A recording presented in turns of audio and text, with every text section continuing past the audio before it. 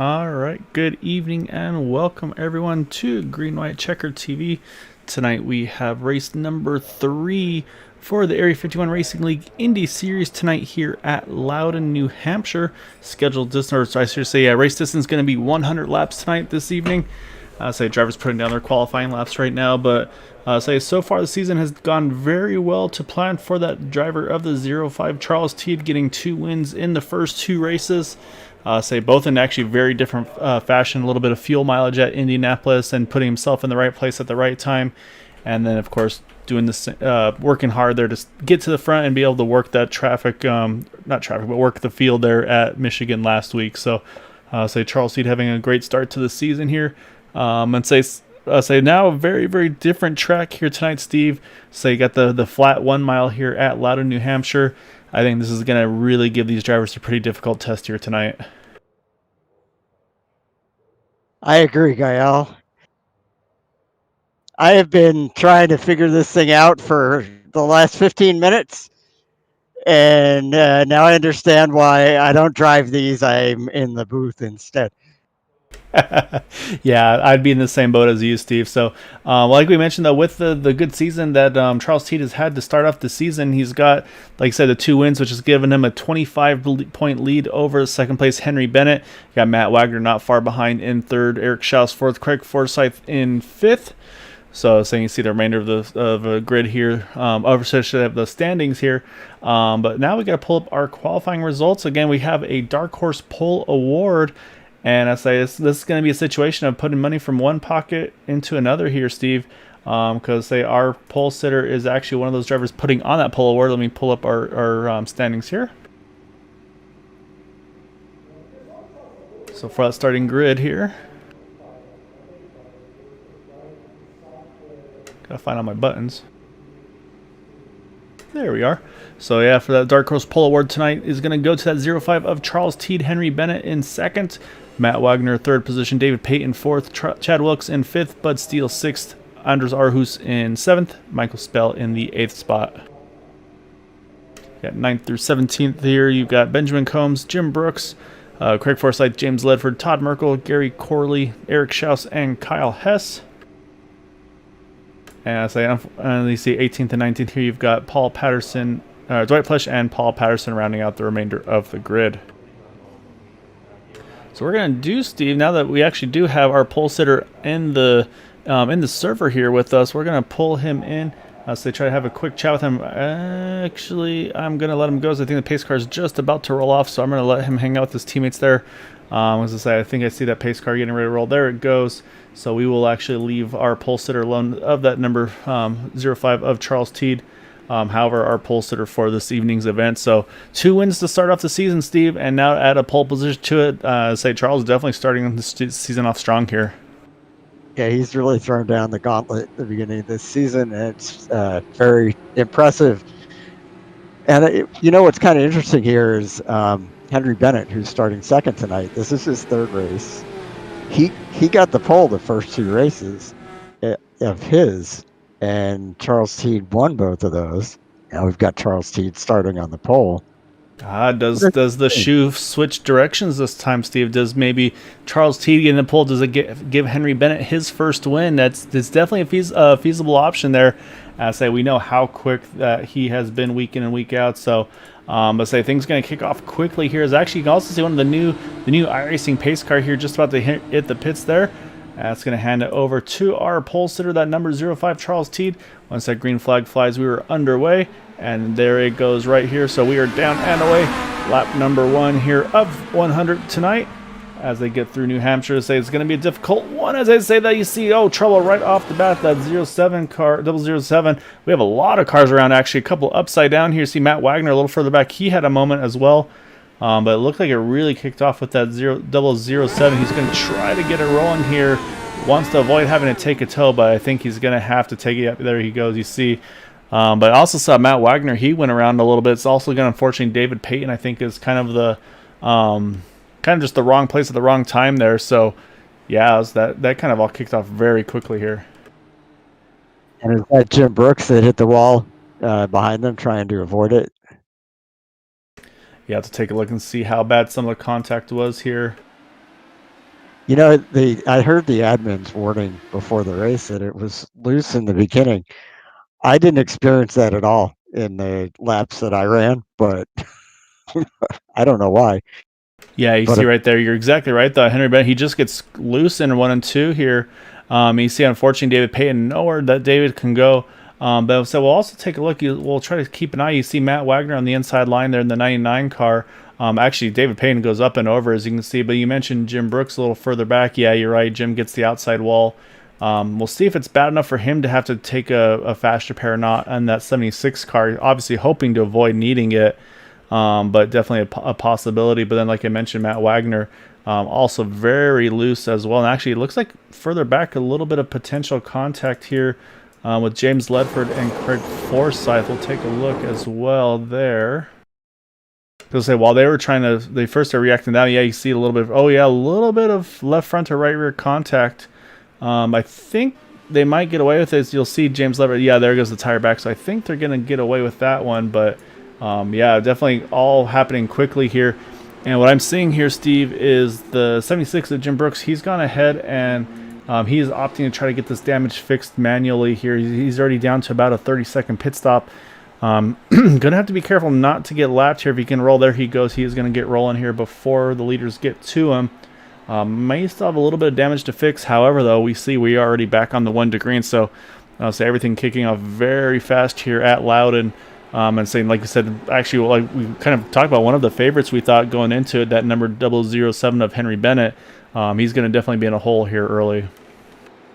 Yeah, that was. I think that's the first big mistake I've seen from him since he's been in the league.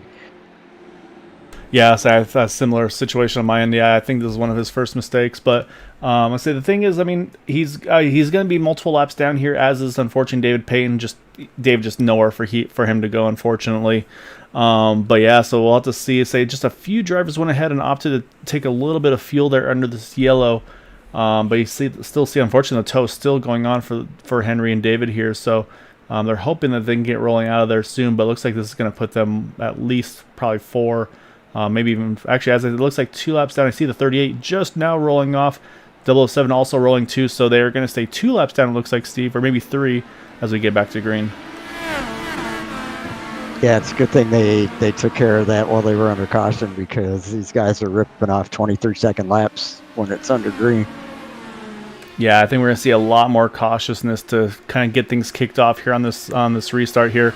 You can see, though, this restart perfect for that 05 of Charles Teed. He is just gone right now. See, he's got about a full second over the 17 and Chad Wilkes in that second position. However, Chad's already got his hands full with Bud Steele all over that rear wing. And then you see Matt Wagner. He's going to try to get some of those positions. He lost back early. You see tight there off of turn 2 between himself and the 10 of Honors Arhus. So this is definitely a track that is very difficult to run 2x2, just say with the differing bankings.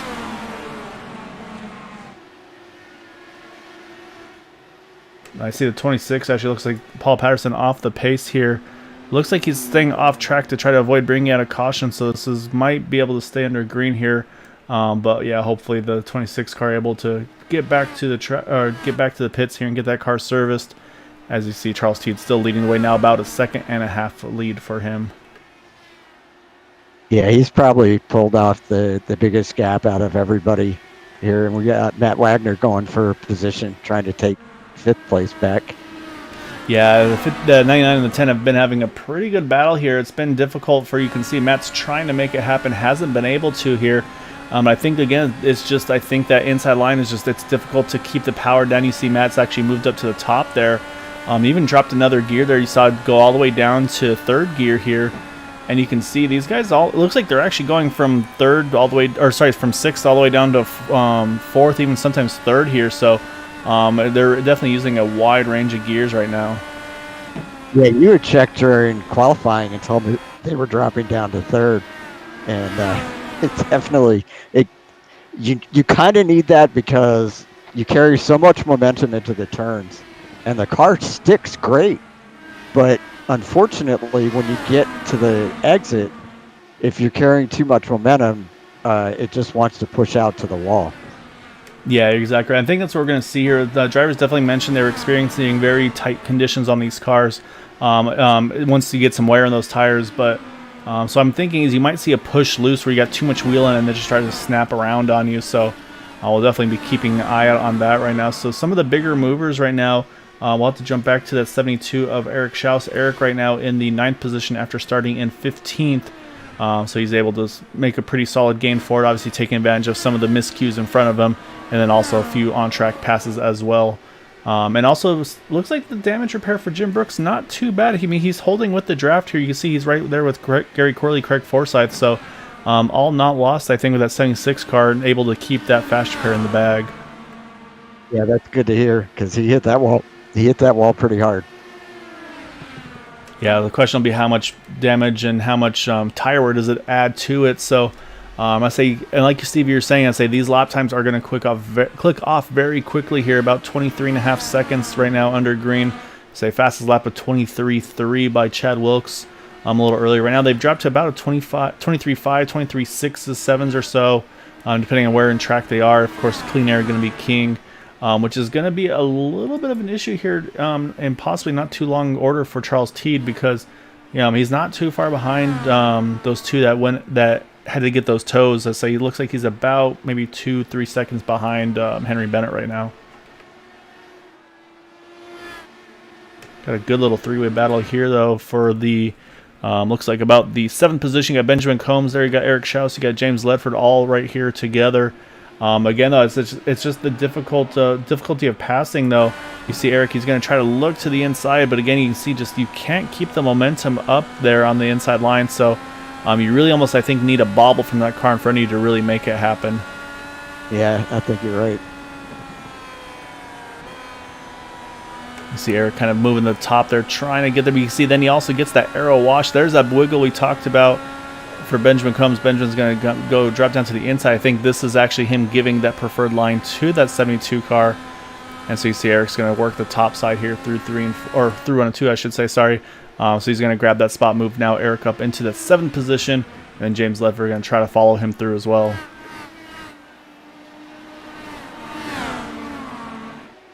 So that looks like one of those gentlemanly courtesy things like, okay, you're a lot faster than me right now, go ahead. Yeah, I think you're exactly right. I say that's Benjamin Combs realizing that he doesn't quite have the pace that those guys do. You can see the gap that was ahead of him before that all kicked off. So I say just again a lot of respect and everything from these guys, and that's exactly what you want to see in those positions. So say you get a little, obviously it's very easy to get frustrated when you get hung up behind some guys. And actually mentioning that, Matt Wagner has been able to get around that 10 of Anders Aarhus. So Matt's back into the top 5, and next on his sights is going to be try to grab that 88 of Michael Spell. Yeah, looking at the separation right now, Charles Teed has a 1.2 second gap over Chad Wilkes in second. And it looks like, let's see, about 2 seconds. I was going to say, sorry, Steve. It looks like Chad's actually closing the gap on Charles Teed. So it looks like Chad Wilkes actually getting a little bit better long run speed at the moment here. Say last time by, Charles ran a 23.87 to Chad's 23.70. So almost 0.2 of a second quicker. We'll see the lap time looks like this time a little closer this time, but again, still just under 1/10 of a second quicker for Chad Wilkes. So that gap is definitely shrinking here. Oh yeah, definitely shrunk it 0.3 since I made my first comment.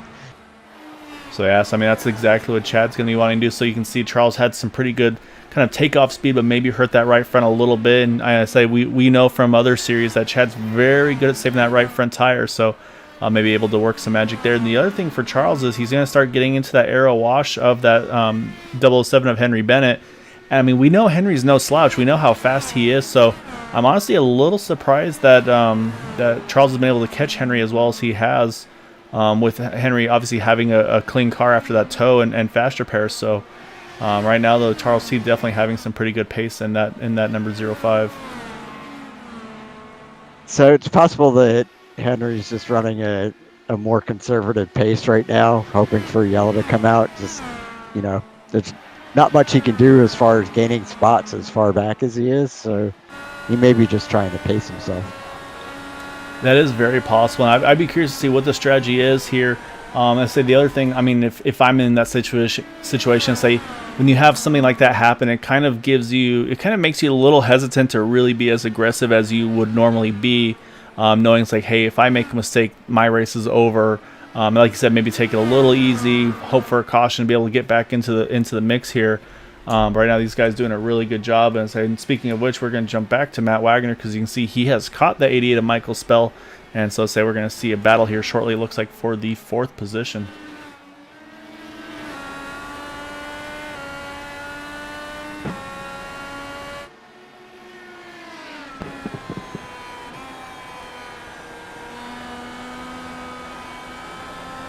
And I'm watching Charles Teed. I think he's finally got to the point where he feels like he needs to get by Henry Bennett. And he tried once, got a little bit underneath him, but wasn't able to pass. I'm sure that he's feeling the heat from Chad Wilkes right behind him. Yeah, I was going to say, I think he sees that gap shrinking, and so he's going to have to try to figure out a way to get around that 007. I'll say this is a tough spot for Henry. I mean, you obviously want to give position and let these leaders go, but right now he's 2 laps down. This would actually put him 3 down. So saying the problem with that is David Payton's also 2 down. So right now he would actually be losing out on that lucky dog position, but it looks like Charles Teed's going to grab that spot. Chad Wilkes going to try to follow him through here. So Charles able to get that move done here, and so now he's got a little bit of clean air back on that front wing of that 05. Yep. So the question now is he going to be able to open up that gap a little bit between him and Chad Wilkes, or has Chad really saved his tires so well that clean air is not going to make a difference here? Yeah, it's going to be curious to see. And the other thing is we do have tire limits in this series now. I believe they said 4 tire sets will be in the pits for the drivers here tonight, which will say obviously with the pace that they're going right now, that's going to be a non-issue, but there could be that point where at some point that those tires actually come into play, who makes the right call at the right time. Do want to mention, while we were watching that battle with Charles T trying to get around Henry Bennett there, that Matt Wagner was able to get around Michael Spell, moved Matt back up into the 4th position, and actually also Eric Schaus just got around Anders Arhus to move Eric up into that 6th position. So right now Eric definitely the highest climber here so far, going from 15th to 6th. And that's some bonus points right there. Yeah, so there's definitely a bonus point for the most positions gained. Say Charles Teed, though, I think he's going to be going for it all there. So he obviously got the pole position bonus point, got a lap led here too. Saying if he keeps up what he's doing here, he's going to be able to try to, I would say, not too far away, only about 20 more laps here, and he'll be able to clinch the most laps led as well. And saying from there, say all you have left to try to get is the bonus points for the win. Of course, having an incident-free race as well. So with that being said, Steve, let's say we talked about the fuel window being in the 40 or so range. You see Dwight Plush is going to go ahead and let these leaders on by, which again, this is now going to put him a lap down. So now if you're David Payton or Henry Bennett, you're not in the catbird seat there. Now it's going to be Dwight Plush who's the first car 1 lap down. So right now, I say Dwight would be the one to benefit from a potential caution. So just watching these, the front 2 cars, it looks to me like Chad Wilkes is starting to struggle just a little bit with the aero push that he's probably getting. And so I don't think he's going to be able to challenge for the lead right now. Yeah, it seems like it's kind of back and forth. You can see, like you said, it's like the gap now back up to about 0.7 of a second. And you also wonder maybe Charles is maybe not showing his full hand right away. Like obviously try to get out to a big lead to start off. I actually see Bud Steele. He's hitting the pits here a little early. I think Bud's going for a different pit strategy here. Going to try to split it into thirds, coming to lap number 33 here. I was going to mention on the fuel window, Steve, is it sounds like it's in the low to mid 40 lap range. So with that caution, some of those drivers that went ahead and topped off during fuel might be able to make it to that halfway point in this race as well. So that could also come into play with, again, how quick these cars are lapping these tracks right now. Bud Steele, his pit stops already quickly a lap down, as is now the 76 of Jim Brooks, also in the pits. Well, Charles Teed is running 23.9s right now. So these guys with fresh tires are going to be running probably about a half second a lap faster. So they'll gain a little bit, but it's not like what we experience in the Gen 6 cars. Yeah, I also see Michael Spell. He's hitting the pits as well here. So definitely a mixed bag of strategies right now. So I don't think anybody can make it on a one-stopper to the end from here.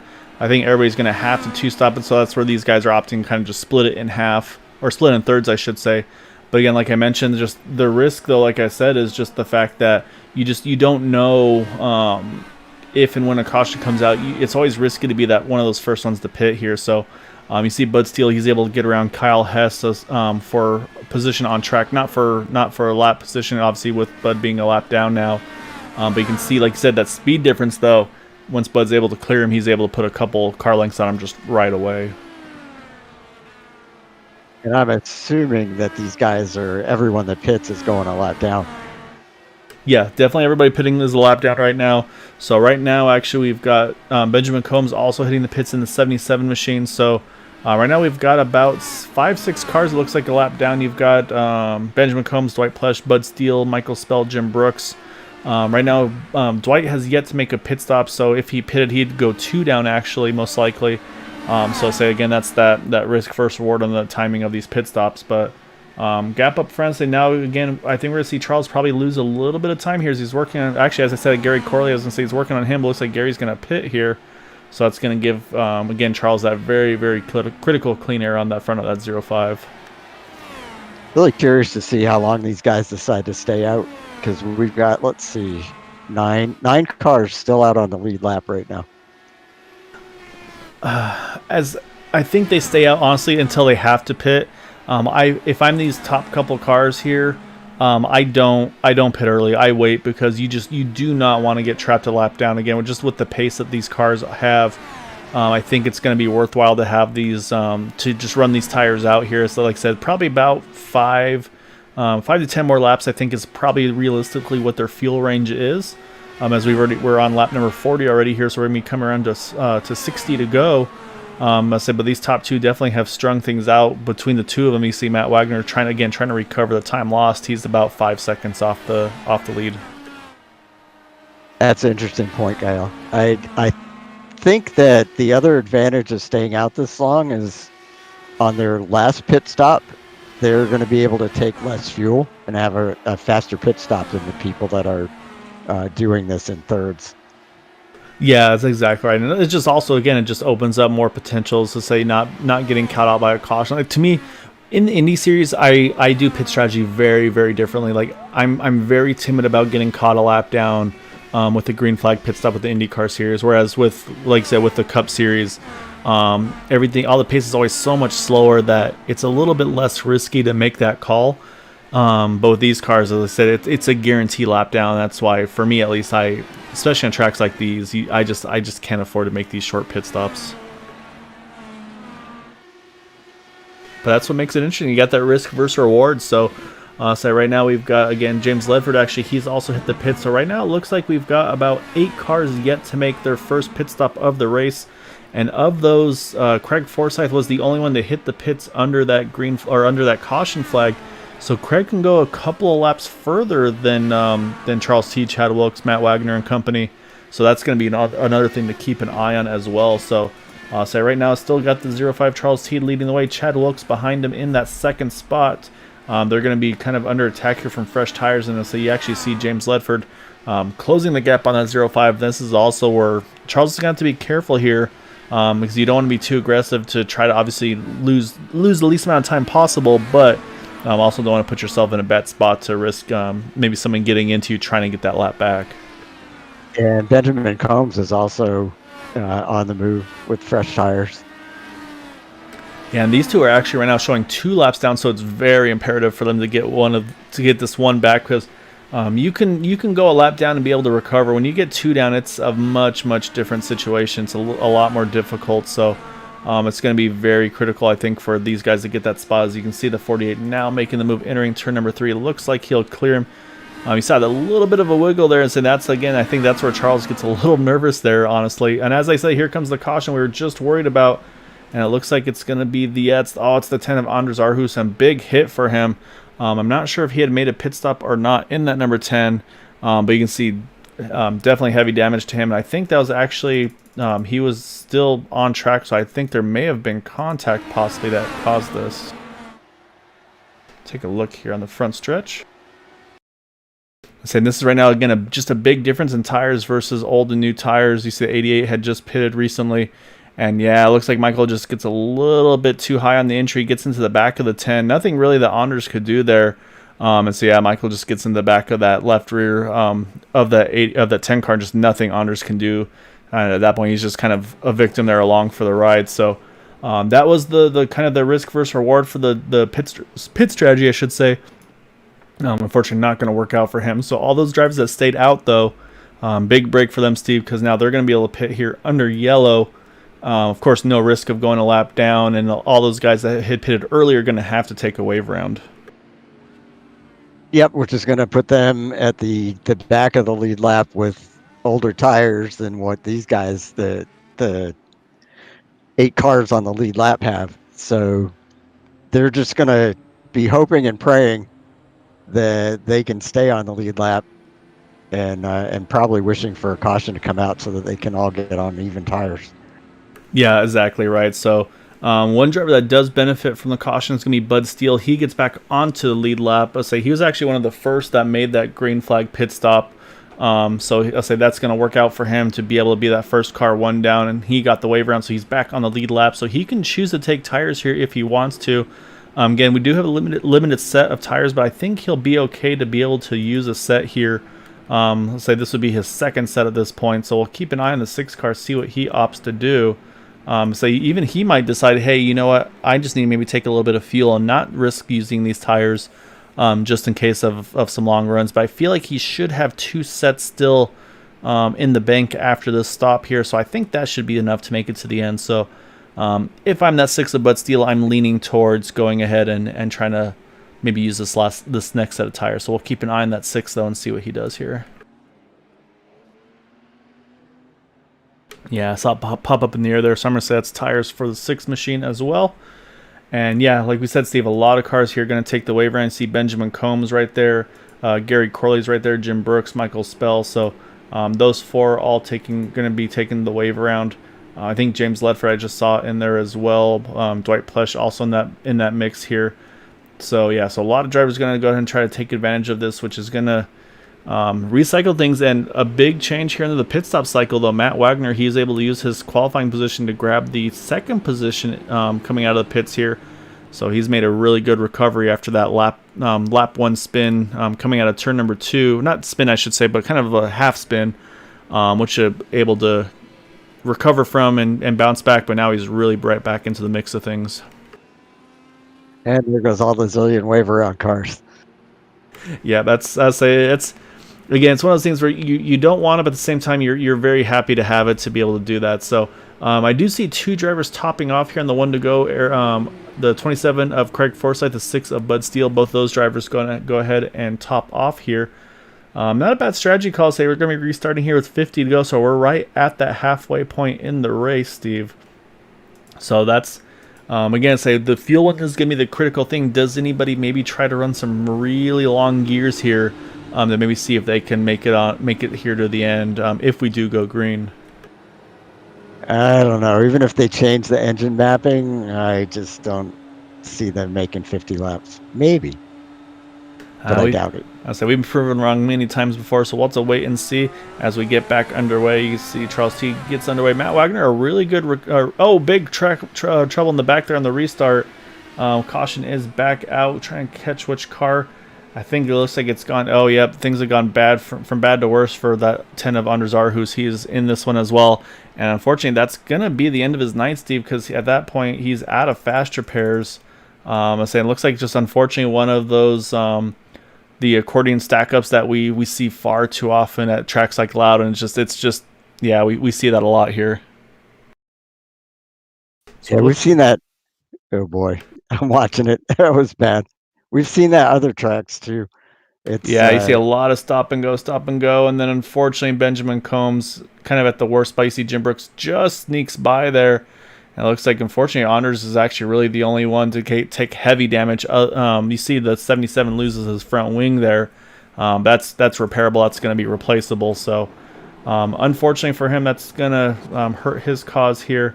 And then I'm trying to see what the lucky dog situation might be. I see Jim Brooks actually hitting the pits, which I don't think is scheduled. Oh, look at his right rear tire there, Steve. He's got some heavy suspension damage, so he's going to have to limp that thing. He's going to be using that fast repair now for sure.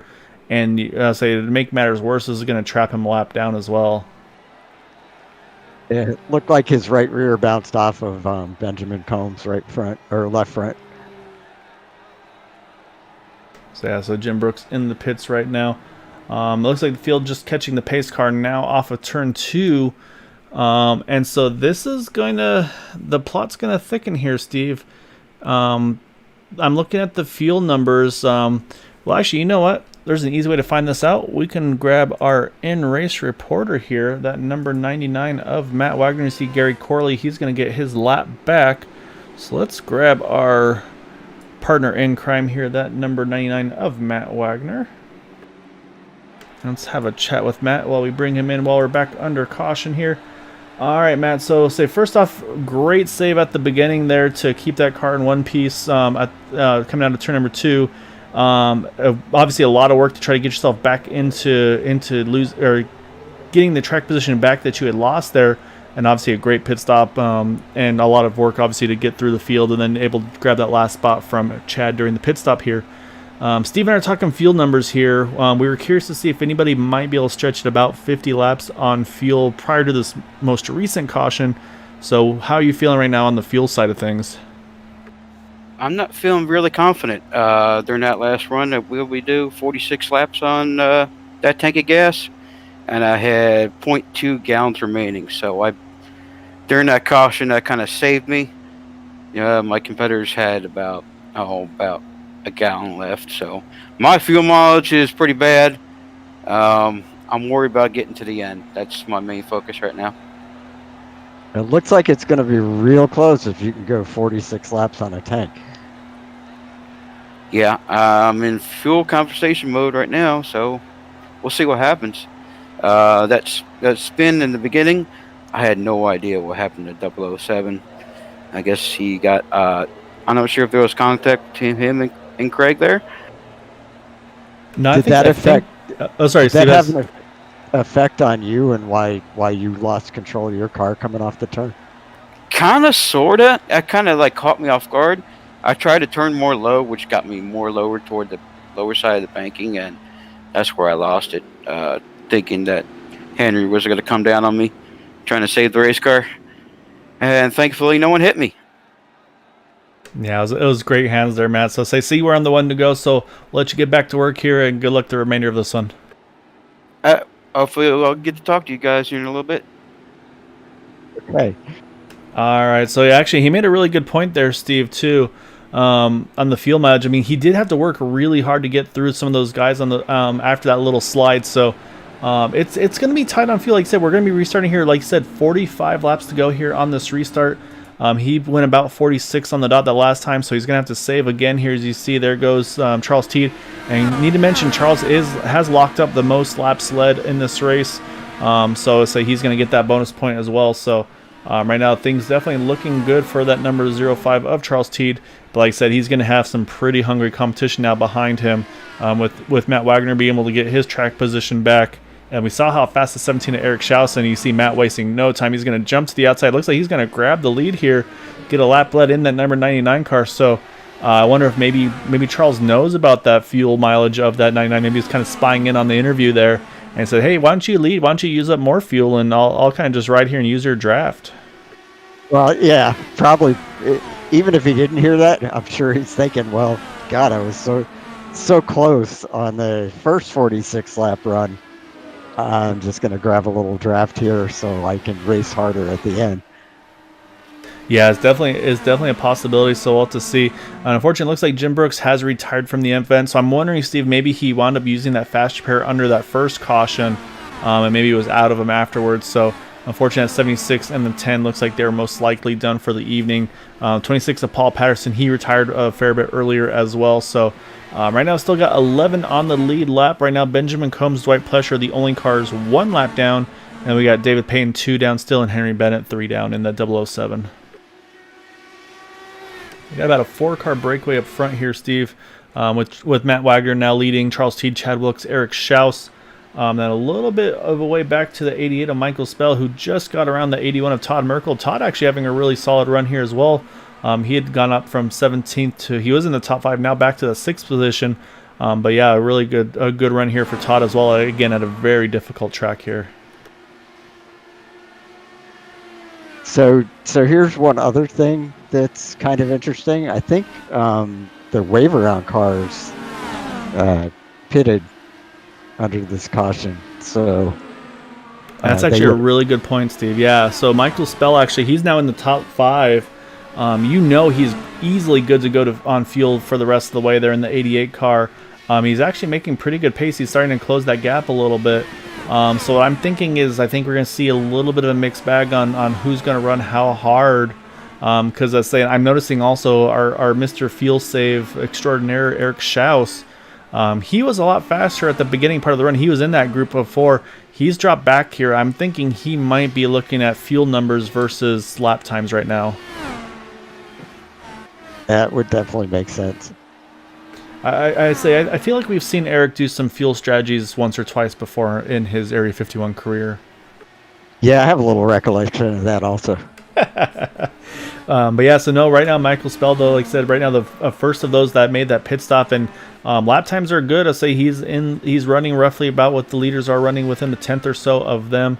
I say then we got a pretty big group here right behind Todd Merkel. You see Bud Steele, he's able to get back up into that 7th position. And then again, unfortunately, David Payton, wrong place, wrong time of that incident. He is still 2 down in the 14th position. Then you've got that 48 of James Ledford behind him in 8th. And then right behind him, Kyle Hess in that 9th position in that 86 car. And then we talked about Benjamin Combs there. He is unfortunately also tracked a lap down. Right now, though, he is the first car 1 lap down. And the last 2 cars on the lead lap, though, are Gary Corley right there in the 65. And saying Craig Forsyth still running out the top 10. And Craig also one of those that pitted. And again, for those that aren't aware, say Craig's still rocking the hand controls still for a few more, I think at least about a month or 2 more, if I'm not mistaken. Still going to be a while. So tracks like these are definitely very difficult for him to have to really modulate the throttle and brakes and everything with his hands. No doubt. Yeah, I had this one circled as the first one that was going to be really challenging for him. Yeah, but I love the perseverance. And I love the just him not giving up. And you see, he's working over Gary Corley, trying to see if he can grab this 10th position. But we're going to jump back up front for the moment because that gap has actually shrunk a little bit from Matt Wagner to Charles Teed. It's down to about half a second here. So I think Charles may be trying to pick up the pace a little bit. But again, the driver I'm watching on the fuel side of things, Eric Schaus, he, like I said, he's dropped back a little bit. His lap times are actually good again. But I feel like he's kind of maybe instead of using brakes, maybe just rolling in and out of the throttle here instead of trying to use that brake on the entry. I feel like you can save a lot of fuel here doing that.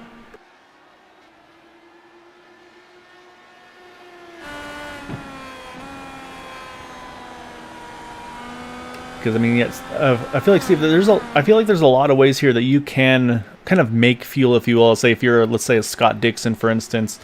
Say he's just known for being all about his fuel mileage, kind of expertise and prowess that he can do. Like I said, where it literally feels like he's making fuel in that car. Where again, say maybe you're not using so much brake, you're just letting the car slow itself down, using the gears to slow it down, and also maybe not going down to 3rd gear, 4th gear, maybe running a little taller gear, 5th gear to kind of lug it back out of the turns, things like that to really kind of help your fuel mileage. I'm watching. I've actually been watching through the cockpit of both Matt Wagner and Charles Teed to see what they're doing right now, and both of them are running 5th. They're shifting into 5th on the straightaways and 4th in the turns. Neither is going into 3rd gear. Yeah, so there you go. And you can see Teed is all over the back of Matt Wagner. And you can see he's running just a little bit lower. They're able to give himself a little bit cleaner on the front wing of that 05 car. You can see right here, again, running about a groove lower than Matt. But the thing that I think that's helping the most right now, Steve, is look how much draft he's able to get here. That's going to allow him to use a little bit less fuel also, I'd say, because he doesn't have to keep his foot to the floor to make max speed because that draft is going to pull him in that much closer. So I think, like you said, I think Charles is really thinking about the fuel mileage side of things here. So you wonder at what point, as I say that, Charles is going to take a look to the inside. Matt, I was curious to see if Matt might just give it up here and let him go to try to go back to that fuel save mode. But you can see, yeah, it looks like Matt wants to hold on to his track position because, again, as we well know, I mean, one time in caution, that's going to change everything. And obviously, you want to be in that position at the front of the field to lead the field into the pits, as we know how quick these pit stops are with these guys. Yeah, definitely. Although, man, if I was one of those two guys, I'd want to be the one sitting sitting behind and saving fuel. Yeah, it's one of those, you're between a rock and a hard place really with this strategy side of things, because you don't know what the right call is. I mean, we've seen races where both leaders run each other out of fuel, just racing so hard for position. Then that guy may be running in third, might be running a different fuel strategy, and he kind of just sneaks on by and sneaks off into the distance while those two start sputtering. So there's a lot of potential here for what the right call is. Like I said, I think Charles is really going the strategy route. And again, I mean, he's going to think about the big picture too. I know we're only in race number 3 here tonight, and there is now the playoffs instead of having the full 12 season points battle going on. But I say his closest rival was Henry Bennett. Henry's still trapped down in 15th position. So I mean, you think about the pole position, the most laps led, and right now running in that second position. I mean, you want to win every race you have the opportunity to win, but a second place is still obviously a really solid result here too for that 0-5 if that comes down to it. Yeah, definitely. That's thinking points racing right there. Which is it's kind of sometimes a 4-letter word for some drivers, so we'll have to see. But right now the top two, as you can see, they've got about a 2 to 3 second gap between themselves and Chad Wilkes, and then Eric Schaus not that far behind Chad Wilkes as well in the 72 car. Then they have a very big gap over Michael Spell. So these top 4 definitely seem to have the pace of the field right now, with Michael Spell in 5th position. But also again, Michael, though, he's in a good spot. He has no fuel concerns. He pitted on that last yellow. So he knows he can make it to the end here. He's right now on lap number 26 of his fuel run, as we've already got down to 23 to go here. So he would definitely be in that window. Actually, I'm trying to do some quick math here. I might be thinking that fuel might be better than it actually is for even for him. So we'll have to wait and see. It could be another fuel mileager. Yeah, and I'm actually curious about the guys up front that hadn't pitted on that. If I remember correctly, they didn't pit on that last yellow. Am I right? That's correct. Yeah, they all stayed out. The only drivers that pitted under that last caution on that restart incident were the 88 of Michael Spell, who's the furthest up of them, the 6 of Bud Steele, who is right now actually under. Actually, you can see the 007 Henry Bennett trying to get around him, not for position though. Right now, Bud in the 7th position. And then Kyle Hess, actually looks like Kyle topped off on the Wendigo, so Kyle might have just a little bit more fuel in that 86 car as well. And then Craig Forsyth, the other of those drivers that top off on that Wendigo, same thing, just a little further back here. So, yeah, so those will be the 3 or 4, I should say, to keep an eye on the fuel side of things. If those top 4 can't make it, then we look back to Michael Spell, Bud Steele, Kyle Hess, Craig Forsyth to see if any of them can make it to the end. Yeah, I forgot that my little race lab app shows me what lap they pitted on. These guys up front, let's see, I'm showing the top 4 pitted on lap 47, which means they have to make 53 laps, a lot of which were caution laps, but still 53 laps on a tank. Yeah, that's exactly right. So it's going to be tight. The driver that I'm the most concerned about is the 65 of Gary Corley. Gary last pitted, looks like 45 laps ago, so even 10 laps further than the leaders here. So I suspect we're going to see Gary most likely have to pit within probably about around 10 to go if we stay green at this rate. Battle for third starting to heat up a little bit here, Steve. You see Chad Wilkes starting to get reeled in just a little bit by Eric Schaus. Eric actually about 0.3 of a second quicker that last time by in that 72. But as we've seen many times, though, getting there is one thing, getting around him is another. So we'll see if Eric can make something happen here around that 17.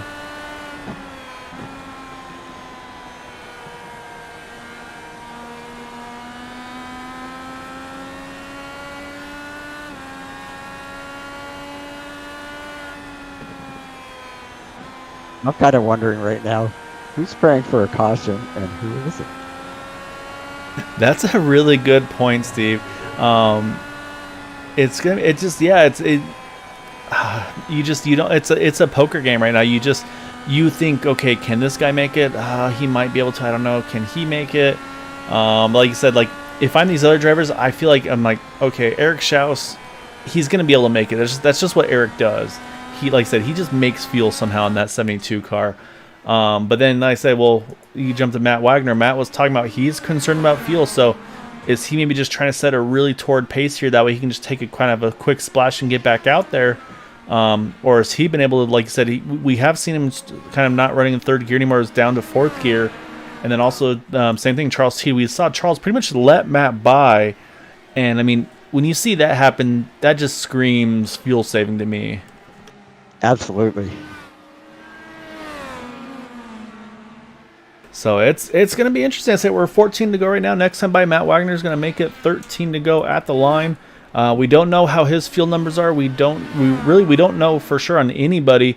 We feel pretty decent, at least I do, about Michael Spell, but I'm starting to honestly second guess myself a little bit here, because right now I say he was one of those that pitted under that last yellow, and right now he's on lap 35 of his run, and with 13 to go, I mean that would be putting him at actually 36 now.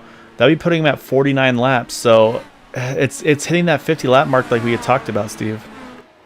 And I'm kind of wondering, is Michael Spell falling so far back because he's saving fuel, or are these guys just running a much faster pace than he's able to? Yeah, exactly right. Well, let me look at his fastest lap. That is a potential, I say, because Michael Spell's fastest lap is a 23.5, which is right on par with Eric Schaus. So I say, I mean, it could obviously be that, yeah, he may not have quite the pace. But the thing is, I'm looking at the gap now, too. I mean, it's about 13 seconds, so you just wonder how much of a gap would someone need to be able to get in the pits, take a splash, and get back out and not maybe risk losing a position. Because I'm going to say right now they've got just about half a lap on the 88 car. So we've talked about being about a full lap that you lose under green flag pit stops, but that's also 4 tires, fill it up with fuel. These guys might be thinking about just maybe taking a quick splash if it comes down to it. I mean, I'm thinking a quick splash is probably still going to cost you at least 20 to 30 seconds. Yeah, it's very possible, and that's going to be where things get very interesting. So, so I'll say we're going to be having to watch everybody's fuel mileage right now. Unfortunately we don't know what these guys are making or not on fuel, but we're into single digits left in this race here, Steve. We've got 9 to go, 8 to go at the line. So if they're going to have to pit, it's going to be coming very soon. Like I said, we've got a few of these laps under caution. We said we had that quick caution on the restart, unfortunately.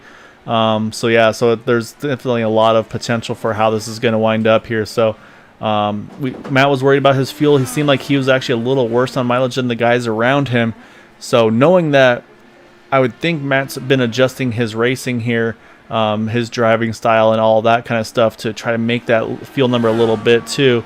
But again, you can see though, I mean, starting to build that gap back on Charles Teed, and that just, when you've got a 1.2 second lead, that's where you get nervous if I'm some of these guys too, where it's like, okay, you kind of want to run just enough to be, how do you word it, Steve? Where it's like you basically want to run enough where they'll catch you coming to the checkered.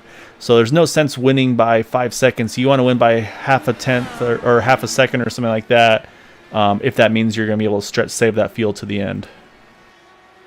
I think you also have to wonder if Matt's looked at his fuel and realized he's not going to make it, so he's just going to go as hard as he can and try and open up a larger gap on everyone so that he doesn't lose as many positions when he pits. Yeah, I mean, that is definitely an option as well. Like I said, almost like a damage mitigation, if you will. It's like, all right, it's like those are kind of the two trains of thought as we have 5 to go here. Is okay, you know what, I'm just going to drop the hammer and go, and then you're also going to see the guys that say, okay, you know what, I'm going to back it off and save. And we might even see a mix of it. You see that last time by, Matt was actually almost half a second slower than Charles Teed. So I think Matt maybe right there, that last lap, went ahead and put a big fuel save lap in that 99 car, or the vice versa. Maybe Charles Teed, he went ahead and say, all right, you know what, I think Matt's going to try to make it. I better get the power down here and do something about this. So It's right now. It's like I said, it's a poker match right now. I say Matt's got the lead by just half a second over Charles Teed. As we got 4 to go coming around here. Next time by is going to be 3 laps to go. Oh, here comes Matt. He's peeling, and he could not make it, so that's our first answer. So Matt Wagner having to pit in the 99 machine. So we'll keep an eye on him, see where he cycles out. So that's going to give the lead here back to Charles Teed with 3 to go. And that battle for third is, or now second, I should say, very heated here between Eric Schaus and Chad Wilkes. As see, Eric has gotten to the inside of that 17 now. Can't quite clear him. So we'll keep an eye on Gary Corley, see if he's going to stay out. Looks like he is. And now if you're Gary Corley, you've got a 2.5 second lead. You've got 2 to go here. You can give up. Like I said, you can give up 2 seconds over these next 2 laps if you can try to save that fuel. You mean Charles Teed? Sorry, yeah, if you're Charles Teed. I get mixed up on driver's lot. And that's say Matt Wagner just got out of the pits in the 99. Looks like it was about a 7-second stop, so I'm thinking he probably took tires in that car. So I say, unfortunately, he looks like he's going to wind up getting trapped pretty much a lap down. As say right now, it looks like Charles Teed's got the white flag here, so we will finish under green flag conditions. Charles Teed just going to try to nurse this thing home, hope it doesn't sputter. We'll keep an eye on us. I'm trying to keep an eye on his mile an hour, see if it doesn't sputter. But you see that gap has been closing with Chad Wilkes, Eric Schaus, and it's going to be tight here. I'm not sure if he might be out here, Steve. I think he's out. No, he's picking up speed. I think he's going to just do enough here. Charles Teed gets the win, 3 in a row to start season 7 off. Chad Wilkes going to grab second, Eric Schaus third, and Matt Wagner showing his frustration as he destroys his car there off of turn number 2. Unfortunately, let's say those are those right. Like I said, you're gonna be sometimes you're gonna be happy, sometimes you're gonna be mad, and unfortunately, Matt Wagner just wasn't making the field. He talked about in the interview. He was worried about it, and unfortunately did not pan out for him. But Charles Teed, though, Steve, 3 in a row, max points tonight as well. So he gets the pole, gets the win, leads the most laps. So that's pretty much everything he did, and actually runs the fastest lap of the race as well. So I believe I'm trying to remember what the Formula 1 term for it is, but I'll say that's a hat trick here.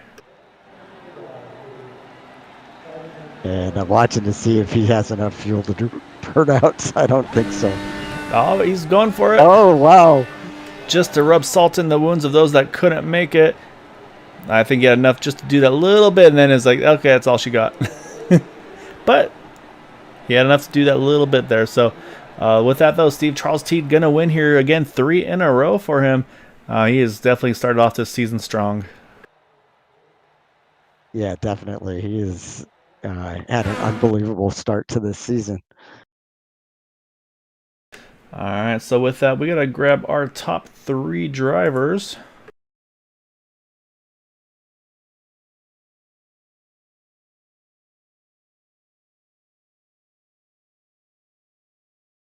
All right, so we're going to lead things off here with our 3rd place finisher. That's going to be the 72 of Eric Schaus. And so, Steve, I think Eric's going to be the easily the highest climber tonight, going from 15th to 3rd. And so I said, all right, so Eric, Steve and I were pretty much calling you kind of Mr. Fuel Save, kind of the channeling your inner Scott Dixon, and say we figured if anybody was going to make it, it was going to be you. So obviously you were able to make it. Did you leave maybe a little bit too much in the tank there at the end? If you consider 0.2 gallons too much, then yes. That is way too much fuel left. Yeah. You know, if I needed to do that extra lap, I was going to be in a little bit of trouble there. We were curious and saying, did you go kind of fuel save just right from the get-go, or did you kind of run a few laps and then see what the other guys were doing around you, or okay, what was your mindset on that last run there? Yeah, I'm going to go ahead and tell you guys it was fuel save and not my awful pace the entire time. Yeah, no, I had bad pace. I couldn't keep up with those guys up front, Matt and Charles. So yeah, I mean, it really just forced me into fuel saving at that point, and that's what I went with. Worked out pretty well. Yeah, so obviously I was saying that's kind of some of those situations that you run into, or you may not have the race that you're hoping for, like you said, or maybe not the feel or the pace that you might have wanted. So you got to find kind of what's the next thing to do to get you those results. And say obviously the field numbers ran right onto the edge of it tonight. I say, did you have any thoughts about trying to maybe come in and top off on that restart caution, or were you thinking at this point if you're going to do it, you're going to stay where you are and try to see if that's enough to make it? Yeah, I was committed. I saw that we did 47 laps on that first run, and that had one caution in it. So I figured if we had one, maybe two cautions, we could make it to the end on the next run. And we ended up having two cautions, and that was perfect. That got us there. Yeah, so obviously, So, go ahead, Steve. so when we were getting down to the end there, were you starting to think, well, maybe Charles pushed it too hard and he'll run out of fuel, and if I can just get by Chad Wilkes, I could actually win this? So I knew Matt was going to run out. Matt didn't have enough the first time around. We knew that he was getting worse mileage than the rest of us. So the question really came down to, is Charles going to push Matt enough that he burns himself out as well? And then when I was running probably those last 10 laps, I didn't have my crew chief on, so it wasn't telling me. I had no idea where I was fuel wise. I just knew that it was going to be tight. And I was really bouncing back and forth between, do I try and pass Chad, or do I just stick to this fuel save? Because I think I had a little bit of pace on Chad, but it wasn't enough that I wanted to risk the fuel. So maybe could have got a second, but I'm happy with the third. Hey, with 0.2 gallons left, you might have burnt that up just trying to get by him. Exactly. Yeah, we did see you make the one move on him, so you got underneath him, but and so I think that was the next thing too, was just obviously difficult to pass here, with kind of the upper groove being where you want to go, that little bit of extra banking, and of course being the momentum on the top side as well. Did you find, was there anything that helped you be able to make passes, or was it just kind of if you kind of catch him on maybe a slight mistake? Well, when I really needed to make a pass, like that attempt I made on Chad, it was really kind of going deep in 4 for a late apex, so you can get a real good run going into 1 and 2. But then the problem is, like you said, the higher line through 1 and 2 is better. I might have been able to been a little bit more aggressive and stuck it through 1 and 2, but I was afraid of either taking him out or having a little bit of a spin there or something. So it just wasn't worth the risk. No, say it worked out well. Saying obviously a good result for you tonight. We'll say that Rachel, her first one, be able to watch with us getting back to season 7. So I think maybe her on board was able to get you that little bit of extra pace and fuel mileage that you're looking for. Yeah, absolutely. Always appreciate her being in my corner. So with that, we got to give you the floor though before we let you go. I know you got some other people that you love to give a shout out to as well for that run that you had tonight. Yeah, well, my wife again, of course. Father-in-law, I think he's traveling on business this week, so he might not be able to see it until later. So shout out to him. Thanks to you guys for the broadcast; it's always excellent, and thanks to Area 51 for putting on a great show. Great job tonight, Eric. It was a really good run for you. I look forward to catching you. Got some lefts and rights coming up here pretty soon, so it'll be fun to see how you look forward to those ones. I can't wait. Rodolina is one of my favorite. Woohoo! Great job, Eric. Yeah, thank you. All right, Steve. So now we got to grab our second place finisher. That's going to be that 17 of Chad Wilkes. And I know Chad fairly well from the Cup Series, and more recently now the Super Speedway Cup Series. Getting his first win last week on Sunday at Talladega. Right now, just you throw you in a car and you're going to be in contention here, Chad. You had a really good run here tonight. Started 5th, got to 2nd, and that first green flag run, it seemed like you had some pretty good long run pace. As we saw you chase down Charles Teed there before the first set of pit stops. Did it feel like you were trying to save the tire there, or once you kind of got to a certain distance, is that kind of where the aero wash kind of just nullified everything? Yeah, I definitely tried to save tires the entire first run just because I knew how hard it was to pass. That the only way it would be possible to pass is to have just way more tire than the guy in front. So I was hoping that maybe he was burning his stuff up behind lap traffic, and I was just trying to hang out.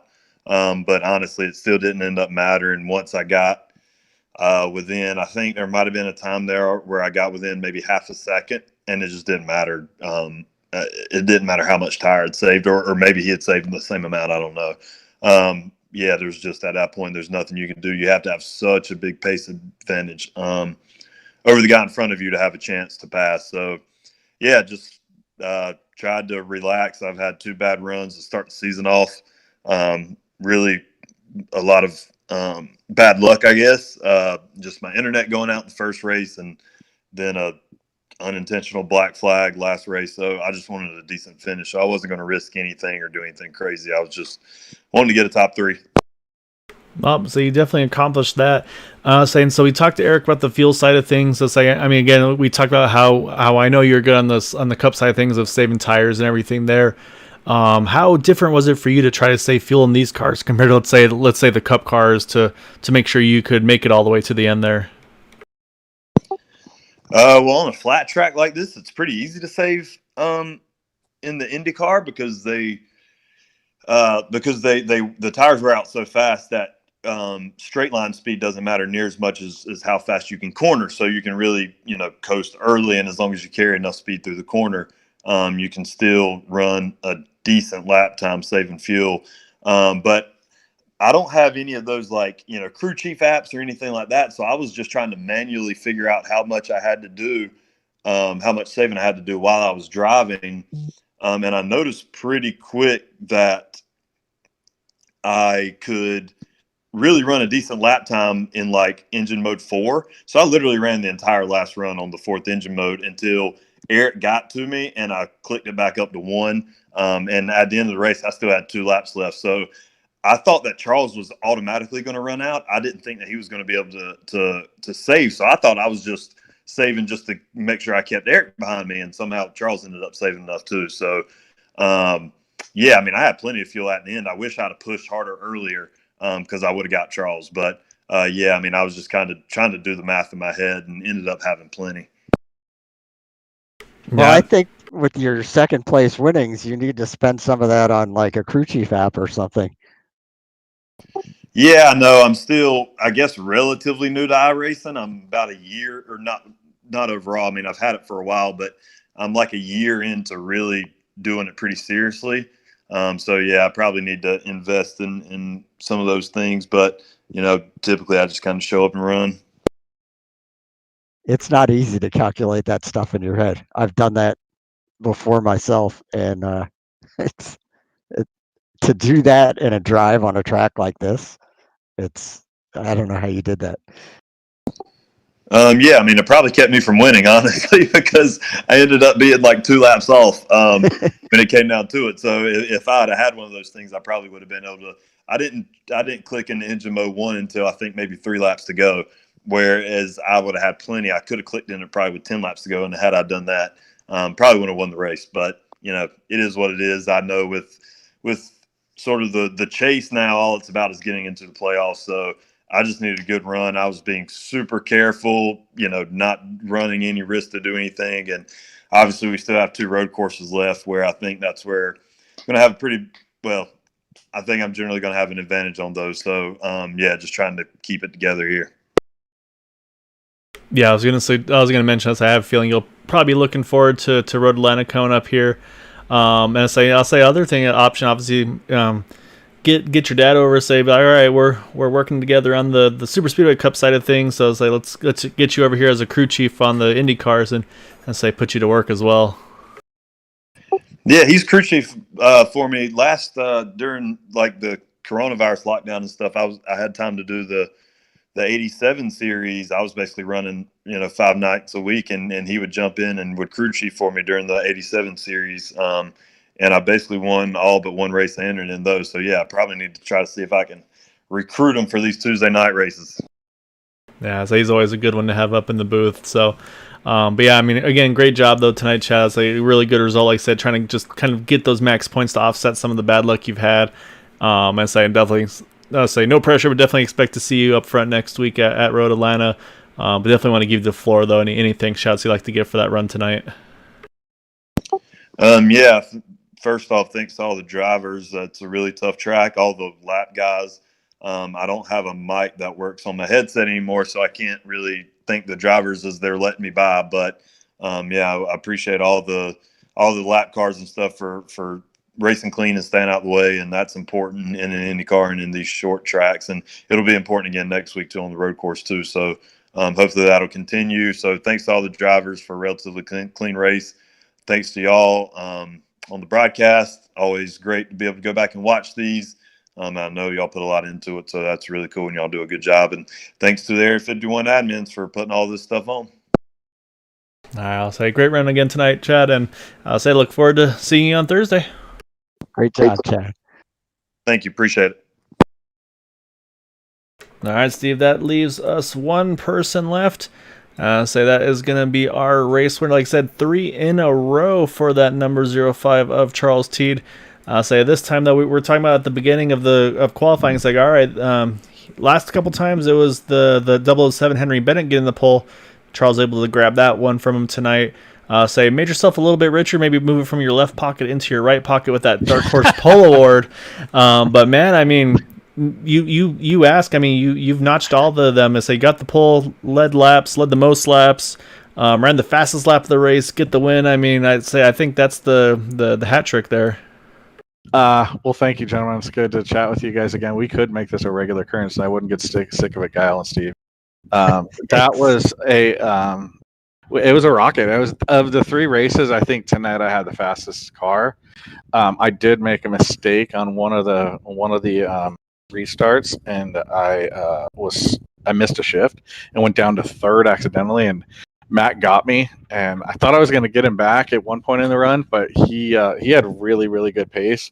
I think we were just driving differently into the corner, which was allowing me to save more fuel and tires. And I was faster at the end of the run, and he was just burning through fuel. So I was very surprised we were in the same channel. He didn't say a word, and all of a sudden I see him duck off, and then I almost wrecked. Like, I was just immediately mortified of where my pits were, my fuel was at. So that was a good one. We had a fast car that night. This paint job, it's got some nitrous in it.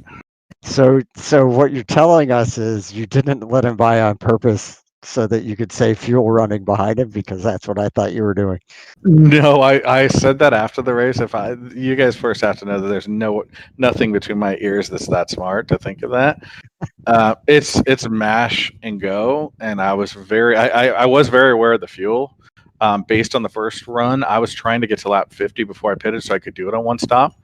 But it just kind of worked out that way. I think I was gonna have to really slow down if I would have stayed in the lead and switched my mapping, but I didn't even have to do that. Although I did again run out of fuel right after I took the checkered flag, so I was able to burn it down just a little bit before it ran out of fuel. Yeah, great race by Matt. Did you change your engine mapping at all, or you stayed at 1 the whole time?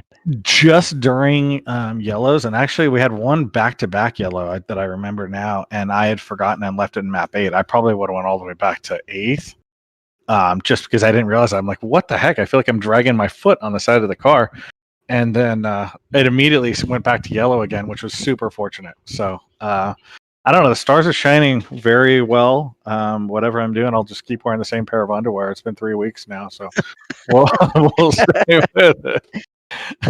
But yeah, it was a lot of fun. This was a really racy track, so it was super hard to pass. I guess there was a wreck right away. I'm really looking forward to going back and looking at it. But Henry had tremendous pace. I didn't find pace, as I told you, Gael, in the practice, until the very end of that run. The last 2 runs I did, I just backed up the corner and stopped driving so hard in, and all of a sudden, boom, we had pace. So it was super fortunate, good race, a lot of green flag laps. Very, very thankful. Yeah, I mean, it was a great run. And that's the thing. I mean, that's where the practice comes in. Like you said, I mean, you run, and every so often just something clicks. And I was saying for you, it sounds like it was almost kind of a double win, really, where you found the pace, and it also actually helped you save extra fuel as well. Because you and Eric Schaus, you both, sounds like you guys cut it very close on fuel. I think Eric said he had like 0.2 of a gallon left at the end. And then we're talking to Chad Wilkes there, and he actually had about 2 laps of fuel. He was running, I think Steve and I were talking with him. I think he said map 4 he was running pretty much until Eric got to him.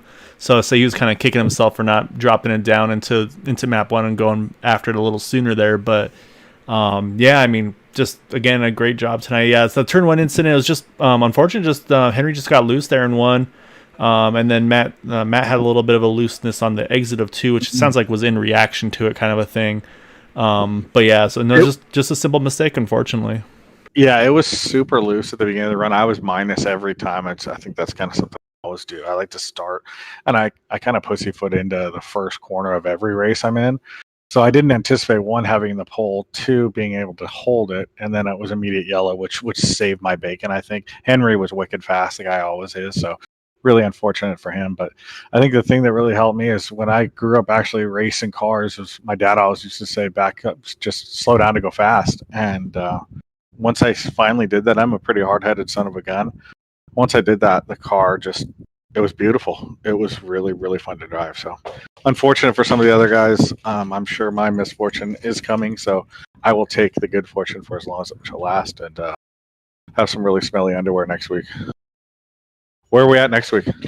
As I believe next week was Road Atlanta, if I'm not mistaken, which I know you were doing some practicing there. So I know you mentioned during the, we were talking during practice, that so you're having fun there, but you felt like you're going to have to definitely find some pace there. But yeah, I say that one, I say you'll probably need to have a change after that one, because I say that's going to be some hard work in that one. Yeah, this one is. I'm not even close to the road racer that these guys are. I'll be very happy with the top 10, but I just got the track, so we'll start learning it. It'll be a fun one. So we'll take the 3 to start it off, and I think that's a turkey and bowling. So gobble gobble. Yeah, so I got the turkey. As I kind of went again, as I doing everything tonight, getting the pole, fastest lap, most laps led. So I'm trying to remember what the Formula One term was for it. Now I'm blanking for some reason. Where you kind of tick every box. So you definitely had it there tonight, though. Yep, very, very thankful, and again, really unfortunate for Matt. It was nice to see Schaus have a good run. Craig's, I think he's going to get his feet back to normal in the Stars Wall line, like I said, and I'll go back to 5th place and get out of everybody's way. But these 3 have been a hell of a lot of fun. They're going to have a hard time getting me out of here because I like doing this. These are fun interviews. Don't sell yourself short, Charles. You're running unbelievably well right now. Thank you very much. I want to thank you guys for putting this thing on. Like, you guys do a great broadcast every week. I sit up at night and watch them over again before I dive back into the real world. And want to thank Area 51. Jim Brooks does a lot of work to keep this league going. And the Dark Horse boys, I'm not sure how everyone else finished. I was pretty damn busy, but looking forward to going back and look at this. So thank you, gentlemen. Yeah, great job again, Charles. I look forward to racing with you again tomorrow, obviously, as well. But yeah, Again, I mean, like I said, just keep the momentum all it's going. Do everything you can. Like I said, obviously a little bit of a change this season with the playoffs, but so you definitely got everything going the right way right now. Yeah, I have to say, I could be as cliche as an NFL coach, but I think I like where we're at right now. So we'll just take it one race at a time, and just really happy to be here. And I can't think of any other cliches, so I'll let you guys go. I think the next cliche isn't it something like, we're on to Road Atlanta? Yeah, we're on to Road Atlanta. The team's already really focused on that. We'll be watching tape on the way home. So yeah, it was really, really fortunate tonight, and let's go see how this road race goes. Thank you, gentlemen. Congrats, and Charles. Always a pleasure to talk to you. Look forward to catching again here soon. Yeah, back at you. Thank you. All right, Steve, that's Charles Teed getting the win here tonight at New Hampshire. We got to pull up our final results before we go any further, though. So again, 3 for 3 for that number 05 machine. Chad Wilkes again brings it home in second. Eric Schaus in third. Michael Spell was able to hold on to that 4th position after pitting on that last yellow there to get a little bit of extra fuel in the tank on his machine. Bud Steele there 6th. Kyle Hess also a really solid run in. Bud Steele 5th. Kyle Hess in 6th position. Solid run for him. Again, Craig Forsyth rocking those hand controls, just held off James Ledford there, you see, for the 7th position. Todd Merkel brings it home in 8th, and unfortunately Matt Wagner had to get that splash fuel at the very end, so that drops him down into the 10th position. We got the remainder of the field here. Some of these drivers not the nights they were looking for. A lot of them trapped with that caution at the wrong time. Benjamin Combs, David Payton, unfortunately, in that first incident, just never had the chance to recover. We see Dwight Plush, Gary Corley, Henry Bennett. Unfortunately, that lap 1 incident, same thing for him. Just never got the opportunity to recover from that. And same thing with, unfortunately, Jim Brooks, Anders Arhus, Paul Patterson, just caught up in a couple of incidents out of those faster pairs. And so, unfortunately, their nights ended early as well. So yeah, Steve, I'll say we were a little bit nervous about this one going into this. It's a very difficult track to race at to make passes at. So I'll say kind of sometimes you'll see a little bit over aggression. But once again, these guys just proving me wrong week after week, and say they put on an awesome show again this evening tonight. Yeah, apparently a little tough for them early on. They all kind of figured out what they needed to do to keep things under control, and we had a great race after the first couple cautions or so. Got to say, my heart feels for Matt Wagner, because I've had that happen before, and it's very painful. I wonder whether, if he had just run behind Charles Teed, if he could have saved enough to actually still finish in the top 2 or 3, but he ran out there and it didn't work out, unfortunately. So Matt, feel for you, buddy.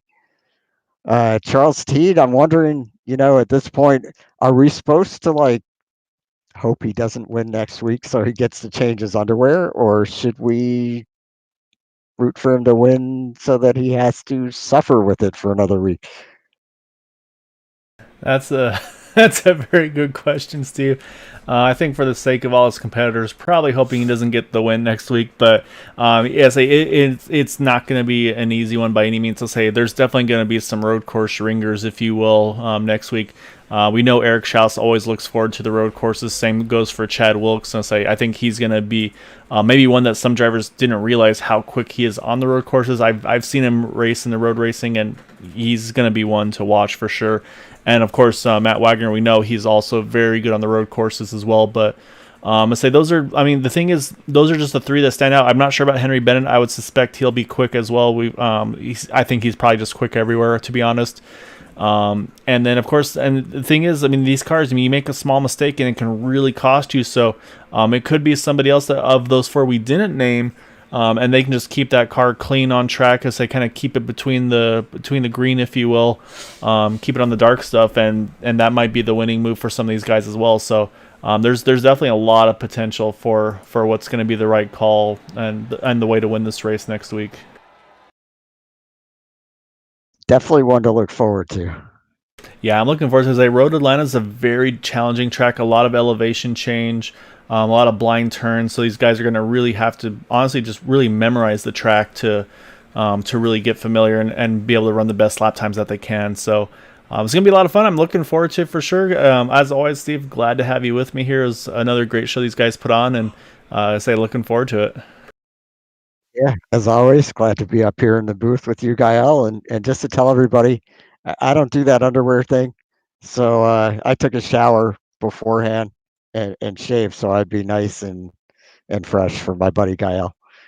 Yeah, so yeah, when you share a booth, it's one thing. I say when you're in the car, kind of in the enclosed cockpit, I say you're suffering by yourself there. So luckily, we don't have to interview him with him in the booth with us, so it makes it a little easier for us. But all joking aside, though, congrats again to everybody. A great job by all these drivers. Only 3 yellows tonight for the 11 laps. Honestly, would have been 2 if not for that little accordion restart wreck, unfortunately, that we've seen. It happens so often at these long straightaway tracks like this in Indy.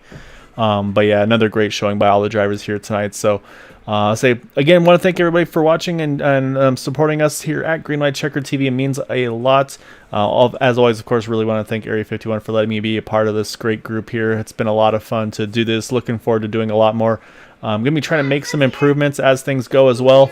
And apparently, according to my daughter, food's here, so that's perfect timing. So that being said, though, for everybody at home, as always, if you can, please try to stay home, stay safe, wash your hands, and until Thursday, have a good night. Night, everyone.